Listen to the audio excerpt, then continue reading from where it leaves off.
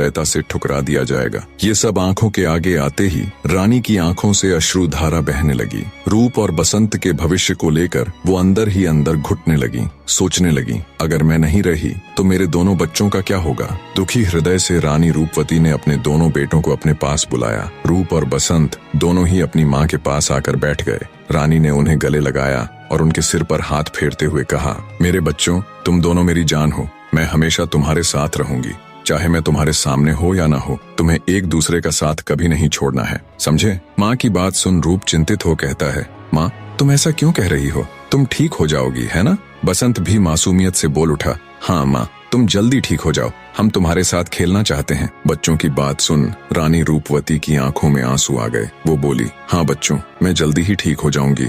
दुखी हृदय से रानी ने अपनी दासी को राजा को बुलाने के लिए भेजा। दासी राजा के पास जाती है और कहती है, महाराज, महारानी जी की तबीयत बहुत खराब है, वो आपसे मिलना चाहती है। दासी की बात सुन राजा खड्ग सिंह पैदल ही तुरंत रानीवास के लिए चल पड़ता है। ज्यों ज्यों वो रानी के महल के करीब जा रहा था, त्यों त्यों किसी अनहोनी की आशंका के चलते राजा का हृदय भारी और उसके कदम बोझिल होते जा रहे थे। जब राजा खड्ग सिंह रानी के कमरे में पहुंचा तो देखा रानी दीन दुनिया से बेखबर एकटक शून्य में देख रही थी और उसकी आंखों से लगातार अश्रुधारा बह रही थी। राजा रानी के पास जाकर उसका हाथ पकड़कर बैठ गया और बोला, रानी क्यों दिल छोटा कर रही हो। मैं